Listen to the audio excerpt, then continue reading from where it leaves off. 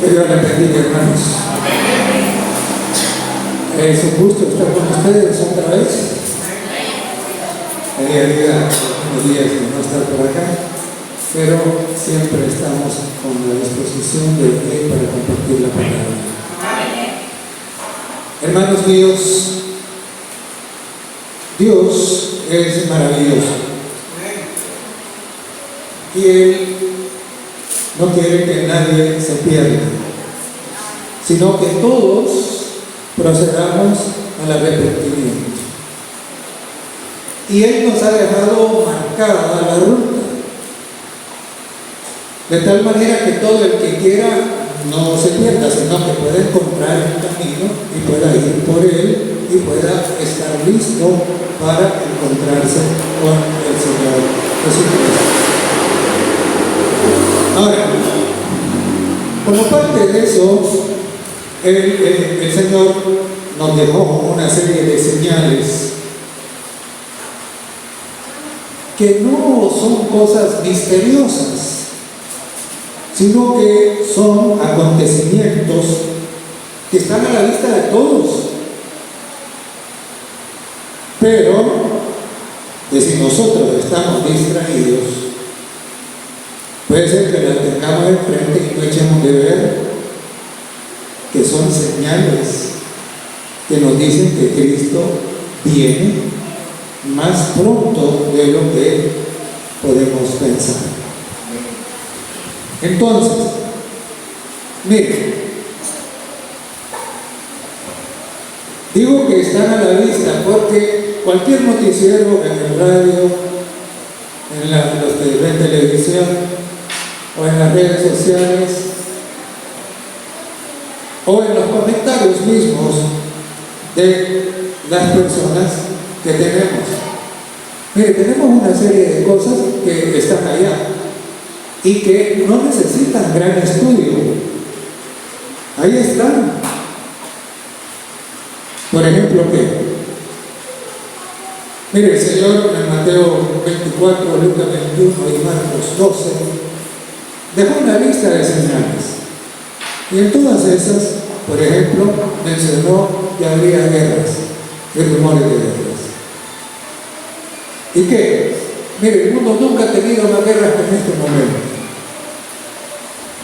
Tenemos, por ejemplo, la guerra de Ucrania y Rusia, tenemos la guerra de Israel y la Franja de Gaza, tenemos la guerra de Estados Unidos con Irán, bueno, con Venezuela y probablemente con Dinamarca por la discusión que tienen por Groenlandia, y hay un montón de otros conflictos en África que, como esos países a veces se les tiene de menos, no los publican tanto, pero hay guerras terribles por todos lados y están en las noticias.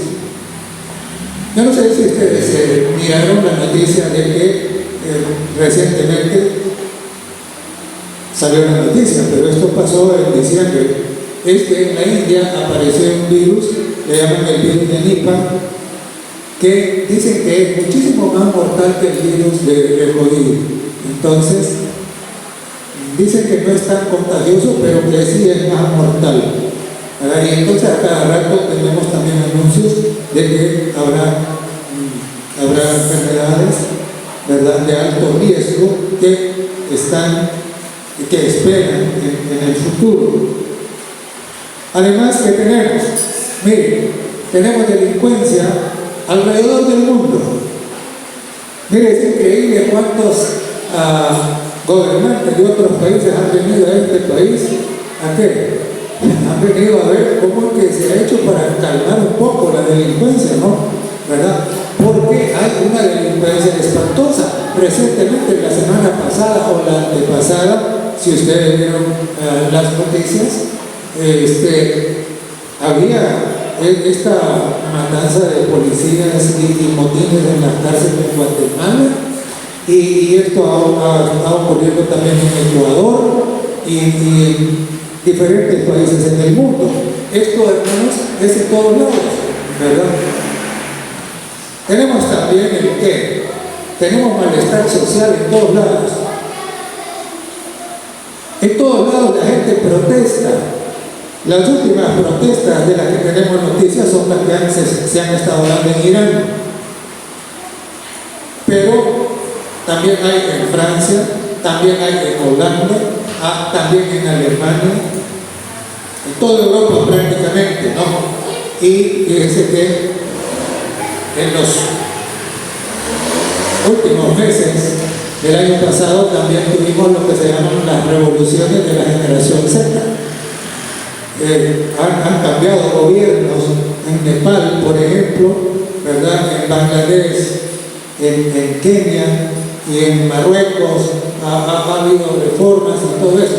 Es que la gente ya no aguanta, ¿verdad? Ya no aguanta.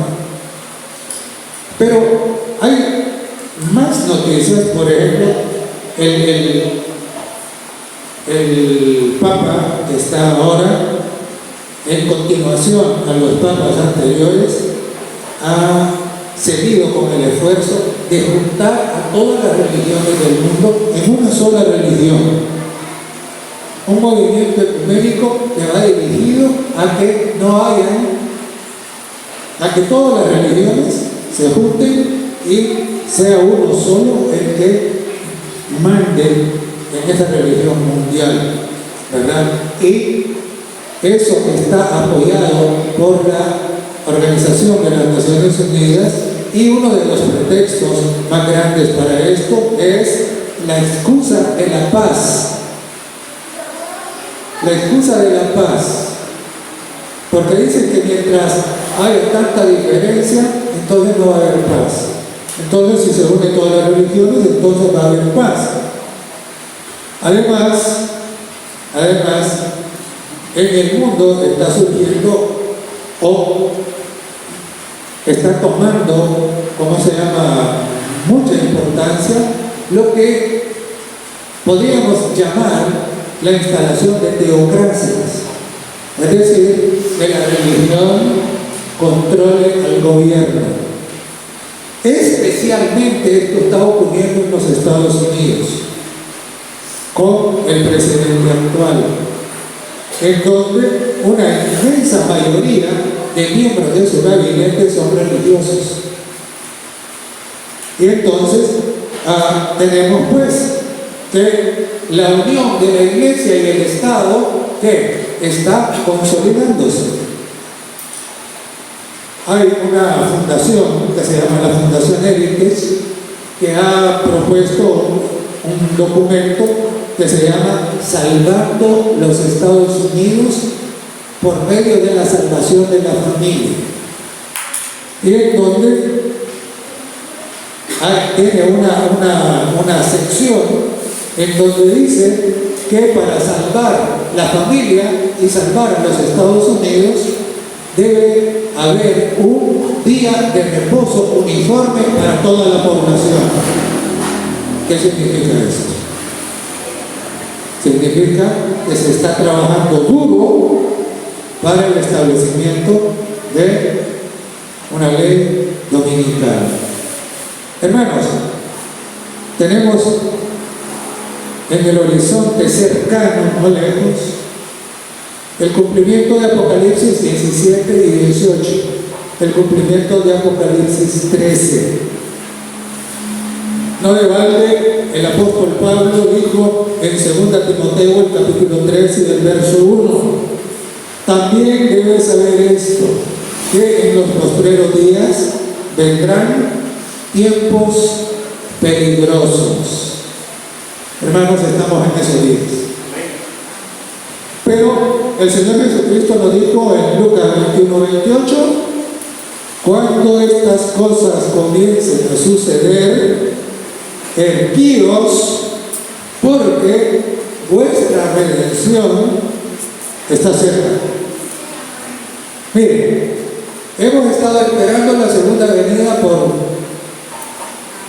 montón de años. Seguimos esperándola, pero nadie la ha visto tan cerca como nosotros. Todo esto que estamos mirando ahora no había pasado antes. Esto, por ejemplo, de que la religión controla el gobierno en los Estados Unidos, ¿verdad? así Apocalipsis 13 dice que el Cordero hablaría como dragón. Y eso es lo que está haciendo ya, ¿verdad? El presidente dijo que a él no le importan las leyes internacionales, que lo único que lo frena a él es su propia voluntad. Es terrible, ¿verdad? Es terrible.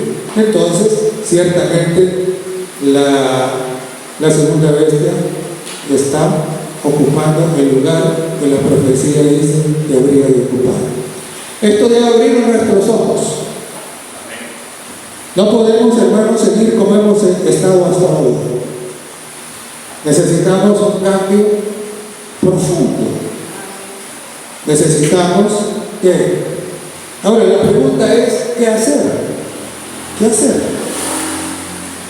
Y nosotros debemos entender lo que el Señor Jesucristo le dijo a Satanás cuando en el desierto le presentó la primera tentación. La respuesta de nuestro Señor que encontramos en Mateo 4, el verso 4, fue esta. Fue escrito está: no solo de pan vivirá el hombre, sino de toda palabra que sale de la boca de Jehová. Hermanos, ¿qué significa vivir de toda palabra que sale de la boca de Jehová? ¿Qué significa eso? Significa que la palabra de Dios se convierte en parte de nuestra vida, que nuestra vida funciona de acuerdo a esa palabra, que esa palabra ha llegado a estar escrita en nuestra mente y en nuestro corazón, y que por lo tanto vivir de toda palabra que sale de la boca de Jehová nos va nos va acercando cada vez más al Señor y nos va haciendo recobrar la imagen de santidad que se perdió en el Edén. Y hermanos, como se comentaba hoy, y creo que el hermano Oscar fue que lo dijo, pero también la hermana, nosotros no podemos vivir de toda palabra de la boca de Dios si no conocemos esa palabra. Hay que conocerla, hay que saberla.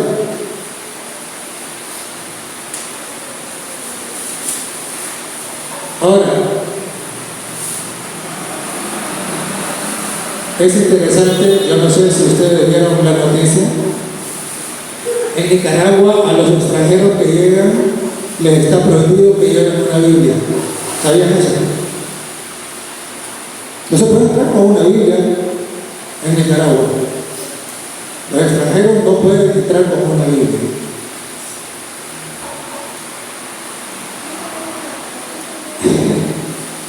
Pero, si usted vive de toda palabra que sale de la boca de Dios, usted va a llevar la Biblia siempre. ¿A dónde la va a llevar? ¿Ah? Porque de aquí no se la puede sacar. ¿Ya? Aquí la va a llevar. Y hermanos, nosotros tenemos un desafío. Y yo no sé si ya les he contado a ustedes, pero yo la primaria me tocó hacerla en una escuela parroquial. Era una escuela que estaba ahí, a la par del convento. Y entonces, mañana y tarde, porque ahí íbamos en la mañana, ahí íbamos en la tarde de la escuela, en aquellos días. Entonces, ¿qué pasaba? Sucedía de que antes de comenzar la clase nos formaban, y ahí formaditos, ¿qué hacíamos? ¿Ah? Exactamente, rezábamos. Y rezábamos una oración a la Virgen María. Hasta el día de hoy yo me acuerdo de esta oración. Y estamos hablando de cuántos años.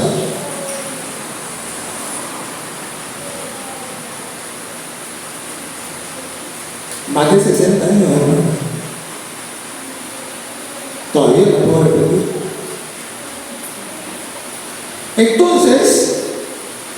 Entonces, fíjense que en Deuteronomio, el capítulo 6, los versos 5 al 7, el Señor mandó a decir a su pueblo: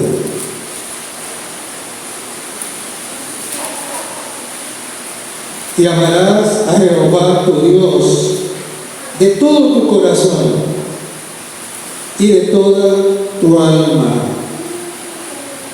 y con todas tus fuerzas. Y estas palabras que yo te mando hoy estarán sobre tu corazón y las repetirás a tus hijos y hablarás de ella estando en tu casa y andando por el camino, al acostarte y al levantarte. Hermanos, a veces oigo que los hermanos dicen: ay, pero esto que no se me queda, ¿verdad? Y entonces yo les hago la pregunta: ¿y cómo se aprendió las tablas de multiplicar? ¿Ah? Claro. Por eso el Señor dijo aquí: y las repetirás. ¿Ya? Y las repetirás. Y hermano, miren, lea consciente un pasaje 100 veces. ¿Cuántas veces dice? 100. No es posible que no se me quede. La pregunta es si estamos dispuestos a leerlo 100 veces. Si la voluntad está dispuesta, esa es la pregunta, ¿verdad? Pero el Señor dijo: y la repetirás a tus hijos. Y entonces, claro, ¿cuándo es que vamos a repetir esto? Él dijo: en la mañana y cuando te acuestes y cuando te levantes. Mire, especialmente los hogares donde hay niños chiquitos, el culto familiar debe llevarse a cabo.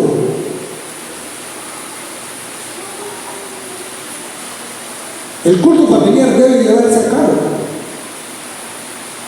Y nuestros niños tienen que aprender a vivir de toda palabra que sale de la boca de Dios. Y hay una cosa que es hermosísima. ¿Por qué?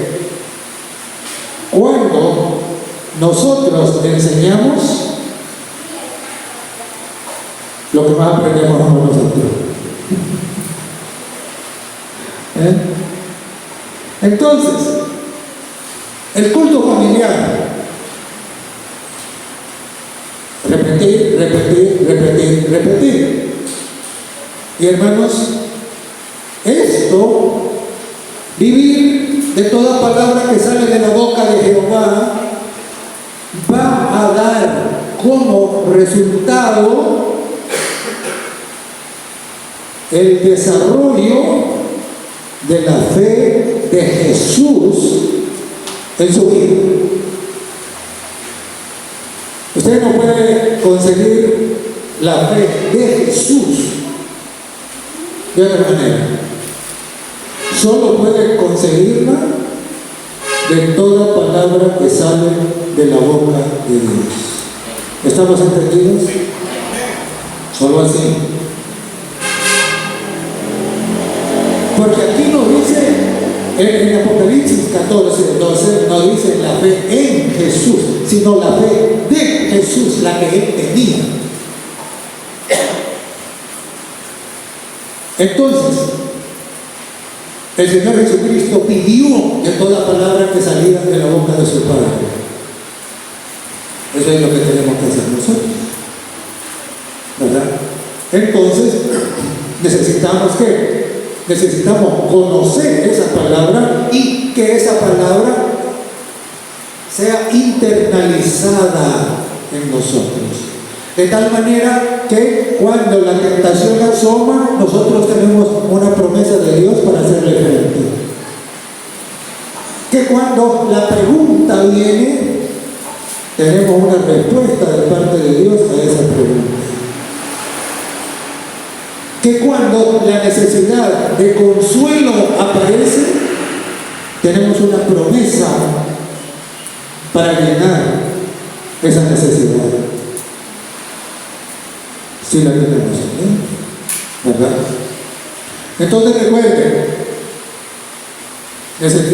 primero necesitamos vivir de toda palabra que sale de la boca de Dios. Segundo, necesitamos que mantener una devoción diaria.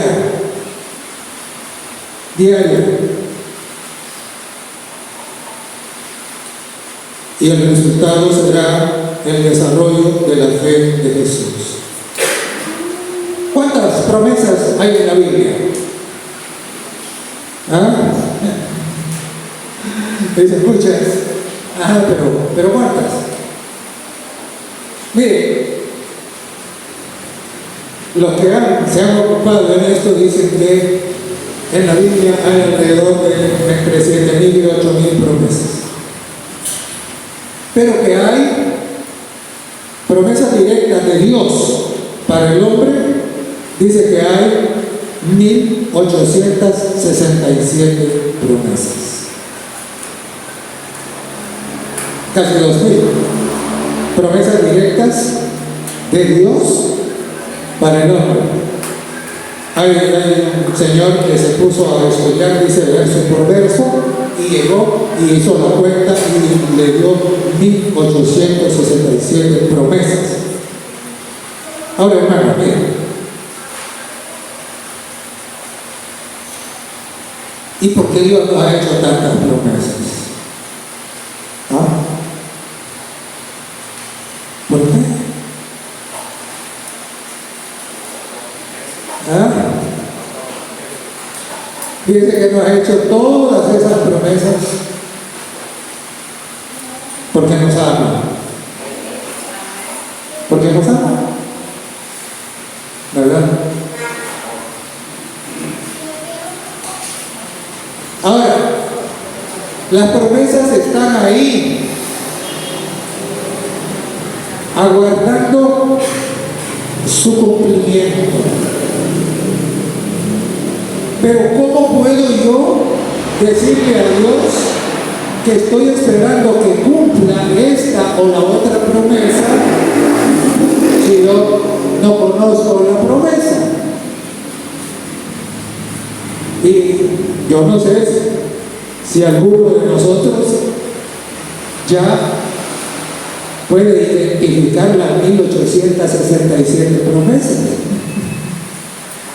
Y si nos piden que nos hagan un papel y nos piden que escribamos todas las promesas que hemos encontrado en la Biblia, ¿cuántas podemos escribir?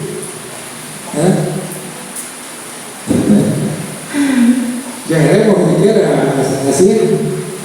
¿Verdad? Hermano, esto nos pone un desafío. Uno, cuando estudiamos la Biblia, marquemos las promesas.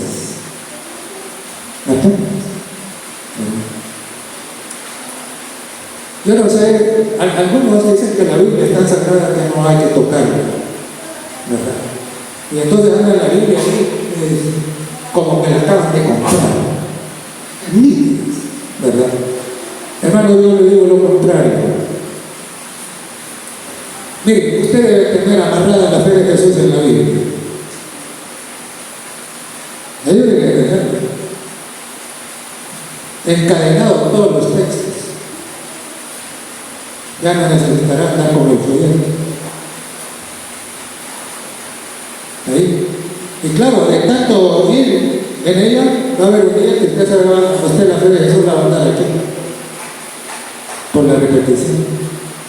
¿Sí? Y entonces, 1867 promesas que están ahí esperando que nosotros las descubramos y que nosotros le digamos, Señor, lo prometiste, aquí lo dijiste.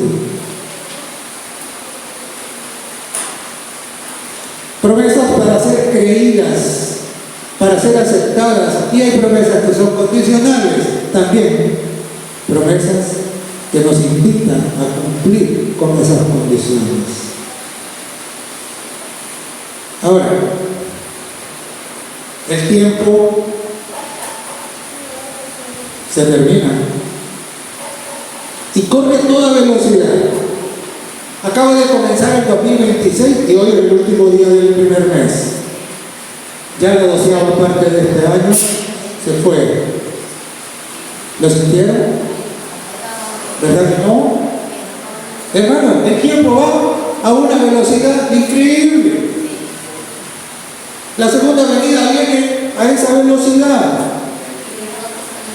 Entonces, los acontecimientos que hemos estado esperando que van a ocurrir van a comenzar o ya han comenzado.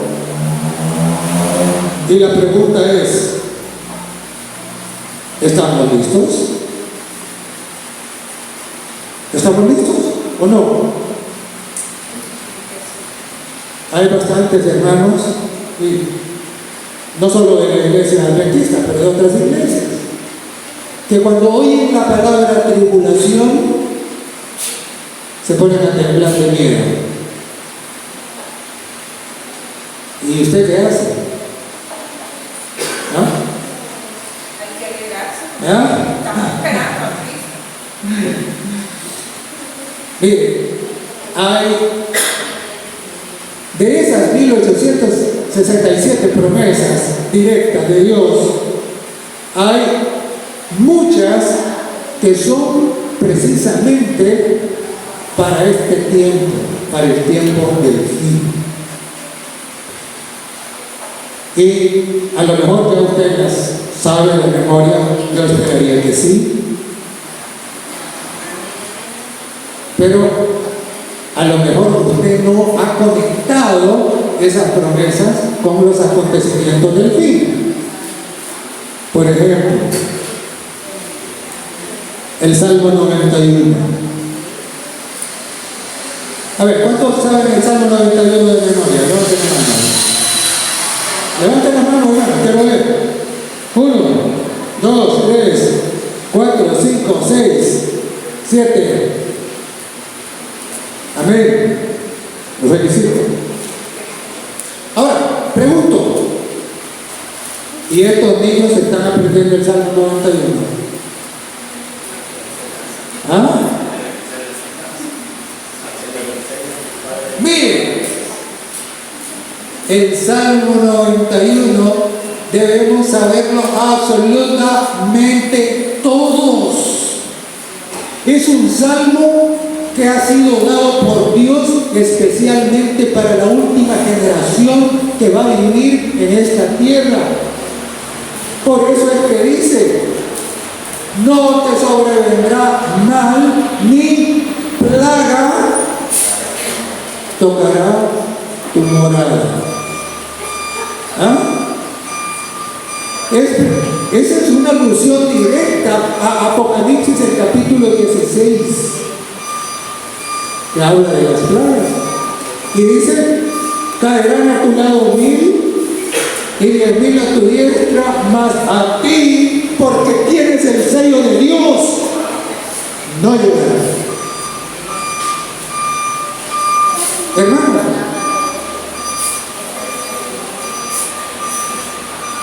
Debemos saberlo. Y yo los desafío para que cada mañana y cada noche repitan con su niño el Salmo 91. Cada mañana y cada noche. Cada mañana y cada noche. Hasta que lo puedan decir sin ninguna traba. ¿Estamos entendidos? Ahora, si usted no tiene niños, pero no se lo sabe, también lo lee en la mañana y lo lee en la noche antes de acostarse. ¿Estamos entendidos? Ahora, siguiente. Cuando ya se puede el Salmo 91, entonces ahora, y esto ahora ya se lo sabe, el Salmo 23. ¿Cuántos saben el Salmo 23? Levanten la mano. 1, 2, 3, 4. Menos que el Salmo 91. Pero el Salmo 23 también es una promesa para el tiempo del fin. Imagínense lo que dice. Dice Jehová, mi pastor, nada me faltará. Aunque ande en valle de sombra de muerte, no temeré mal alguno. Porque tú estarás conmigo. Y oiga lo que dice: aderezarás mesa delante de mí en presencia de mis angustiadores. ¿De qué está hablando? Está hablando de la persecución. Está hablando cuando no podamos comprar y vender. Ahí está esta promesa que encontramos en el espíritu de profecía, que dice que los ángeles proveerán cuando nosotros no podamos. Entonces, primero, hermanos, se aprende el Salmo 91. Y cuando ya usted lo tenga ahí, cuando ya usted lo puede repetir hasta dormido, entonces, Salmo 23. Salmo 23. Mire, yo esperaría que en un trimestre ya usted se sabe esos dos. Pero no termina ahí. ¿Cuál es el que sigue? El Salmo 46. ¿Cuántos saben el Salmo 46? ¿Ah? Hermano, ¿lo sabe? Venga, hermano. Salmo 46. Jehová es mi amparo y fortaleza. Nuestro pronto auxilio, ¿dónde? En la tribulación. Entonces, hermano, el Salmo 46. Ya llegamos a la mitad del año. Y entonces, después del Salmo 46, ¿cuál? Isaías, el capítulo 25. El capítulo 25 de Isaías. Fíjense que ese es un capítulo maravilloso, ¿no? Está hablando precisamente de qué? Está hablando de la segunda venida. Y precisamente en el verso 9, Isaías 25 dice: he aquí, este es nuestro Dios, le hemos esperado, ¿y en qué? Nos salvará. Eso es fundamental cuando nos toque el Armagedón. ¿Ah? Si usted lo tiene aquí y lo tiene aquí, y eso que sale, hermano, no temeré mal alguno. ¿Ah? Y después de Isaías 25, ¿cuál? Apocalipsis 21. Ya no habrá más llanto, ni dolor, ni clamor, porque todas las cosas viejas que pasaron, vean que todas son hechas nuevas. Y hermano, completó el año y comienza el 2027. ¿Cómo? Bien, hermano, amén. listo para vivir de toda palabra que sale de la boca del Señor. Pero usted no va a parar ahí. Después de eso, como usted esté estudiando la palabra, va a encontrar otras promesas. Y entonces va con ellas. Y mire, yo le aseguro que esos niños que noche a noche querían que mañana tras mañana están repitiendo y aprendiendo, y usted con ellos, eso le va a quedar escrito en su mente y en su corazón. Y me pueden quitar el libro, el papel, pero no me lo pueden quitar de mi corazón, no me lo pueden levantar de la mente. Y hermanos, en Números, el capítulo 23 y el verso 19, escrito está: Dios no es hombre para que mienta, ni hijo de hombre para que se arrepienta. Él dijo y no hará, habló y no lo ejecutará. Todas esas promesas son seguras, porque quien las hizo no miente. ¿Me lo dijo? Entonces, hermanos, alistarse para la segunda venida es vivir de toda palabra que sale de la boca de Dios. Segundo, hermanos, debemos cada día crecer. El camino a Cristo nos dice: conságrate a Dios. ¿Cuándo? Cada mañana. Cada día nuestra consagración debe ser mayor que el día anterior. Y debemos, hermanos, estar conscientes de la necesidad que tenemos ante la inminencia de la segunda venida. Mire, Daniel en el capítulo 12 dice que vendrá una tribulación como no ha habido antes.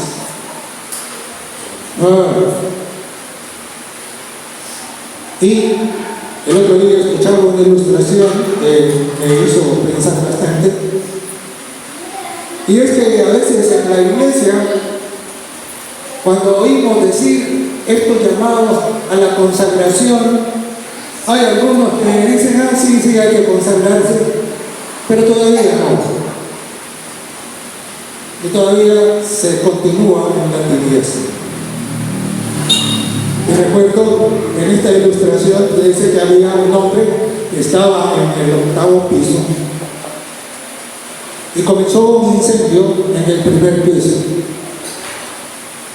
Y entonces le dijeron: hay incendio en el primer piso. Y entonces él dijo: ah, pero yo estoy en el 8º. Y bueno, el incendio siguió, llegó al 2º piso.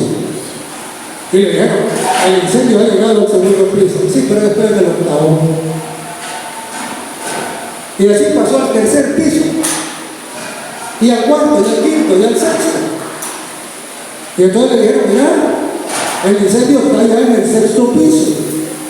Y él dijo: sí, pero yo estoy en el 8º. Y el incendio pasó al 7º piso. Y le dijeron: el incendio ha llegado al 7º piso. Y él dijo: sí, pero yo estoy en el 8º. Hermanos, ese hombre estaba esperando que el fuego llegara ¿a dónde? Estaba esperando que el fuego llegara al 8º piso para entonces tratar de escapar. Y entonces, ¿qué sucedió? Trató de salir por una ventana, se colgó con las puntas de los dedos, no había más, y estuvo ahí pensando y repensando si se soltaba o no, hasta que le llegó el fuego. Y entonces el hombre pereció. Hermanos, hay muchos en la iglesia que están creyendo que no pasa nada, que los días van y son iguales todos. No son conscientes de que la venida de Jesús se acerca a toda velocidad. No son conscientes de que antes de la venida de Jesús va a ocurrir la gran tribulación y la batalla de Armagedón. Y entonces, ¿qué? Están posponiendo esa consagración. Están esperando a llegar a que el fuego llegue al 8º piso para abrir la puerta a Jesús y que Jesús entre. Hermanos, cuando la lluvia comenzó, el arca ya estaba cerrada. Necesitamos, pues, tener una dedicación especial de nuestra vida al Señor cada vez más. Leo en 1 de Juan, el capítulo 3, los versos 2 y 3. 1 de Juan, capítulo 3, versos 2 y 3.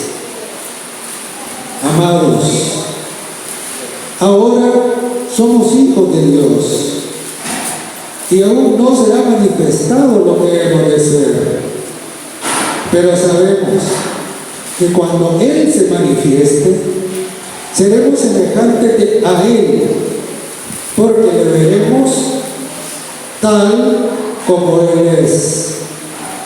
Y todo aquel que tiene esta esperanza en Él, se purifica a sí mismo como Él es puro. Ahora es interesante, porque note que dice que todo aquel que tiene la esperanza se purifica a sí mismo como Él es puro, y por eso es que dice que seremos semejantes a Él. La semejanza es la pureza, es la renuncia al pecado. Y en Santiago, el capítulo 4 y el verso 4, leemos.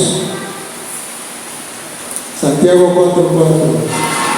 Oh, almas adúlteras, ¿no sabéis que la amistad del mundo es enemistad contra Dios? Cualquiera, pues, que quiera ser amigo del mundo, se constituye ¿en qué? El enemigo de Dios. Hermanos, entendámoslo. El mundo es enemigo de Dios, y cuando nosotros simpatizamos con el mundo, o vivimos con el mundo, o nos portamos con el mundo, estamos ¿qué? Siendo enemigos de Dios. Y Romanos, capítulo 12, Romanos 12, 1 y 2, leemos. Así que, hermanos, os ruego por la misericordia de Dios que presentéis vuestros cuerpos en sacrificio vivo, santo, agradable a Dios, que es vuestro culto racional. No os conforméis a este siglo, sino transformaos por medio de la renovación de vuestro entendimiento, para que comprobéis cuál sea la buena voluntad de Dios, agradable y perfecta. Hermanos, esto es un llamado a la consagración. Note que dice que nuestra mente tiene que ser transformada.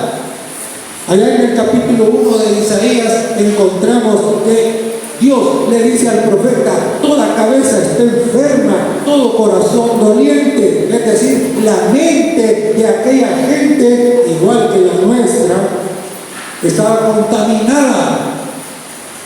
Los pensamientos de esa mente no estaban en armonía con Dios. Pero cuando nuestra voluntad se rinde con humildad al Señor, Él transformará nuestra mente. Y precisamente ese es el que, el sacrificio vivo que dice acá. Es rendirse, es dejar de alegarle a Dios, es dejar de pedirle explicaciones, es simplemente caer de rodillas y decir, Señor, perdóname, soy un miserable, dame espíritu de humildad, espíritu de mansedumbre, espíritu de obediencia.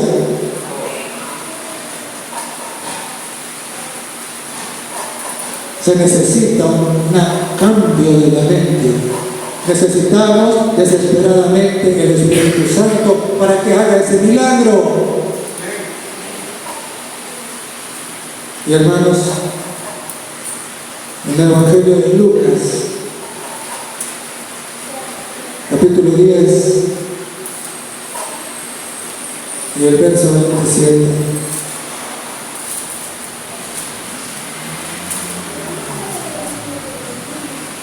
dice, aquel respondiendo dijo, amarás al Señor tu Dios con todo tu corazón, con toda tu alma, con todas tus fuerzas y con toda tu mente, y a tu prójimo como a ti mismo. Hermana, cuando Dios toma el control de su vida, el amor reina. El amor a Dios y el amor al prójimo. Y ahí se hace realidad 1 Corintios 13. Entonces es cuando habrá unidad ante el no. Entonces. Pero esto va a ser el resultado de haberse presentado ante Dios como sacrificio vivo. Va a ser el resultado de entender que el mundo es enemigo. Va a ser el resultado de ¿qué? De tener ese anhelo de purificarnos como Cristo es puro. Va a ser el resultado de la consagración. Necesitamos, hermanos, disponer nuestra voluntad. Y Dios estará encantado de hacer esa obra en cada uno de nosotros. Porque Él lo ha prometido y Él no es hombre para que mienta. Y entonces, hermanos, y solo entonces, nosotros estaremos legítimamente representados por ese remanente que se describe en Apocalipsis 14 y el verso 12. Dice, aquí está la paciencia de los santos. ¿Qué hacen los santos? Hacen dos cosas. Tienen la fe de Jesús y guardan los mandamientos de Dios. Y hermano, vivir de toda palabra que sale de la boca de Dios, espíritu de entrega y de consagración, es lo que nos va a llevar a ¿qué? A tener la fe de Jesús y a guardar los mandamientos de Dios. No podemos llegar ahí sin esa entrega total y absoluta. No podemos llegar ahí sin el conocimiento de la palabra de Dios y la internalización de esa palabra en nuestra mente y en nuestro corazón. En Hebreos el capítulo 8,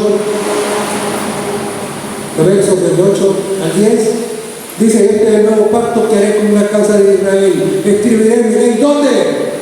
En su mente, en su corazón la escribiré.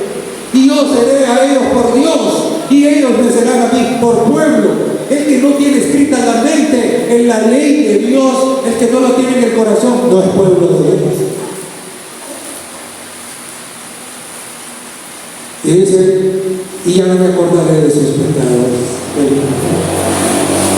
La justicia de Cristo la habrá sido entregada.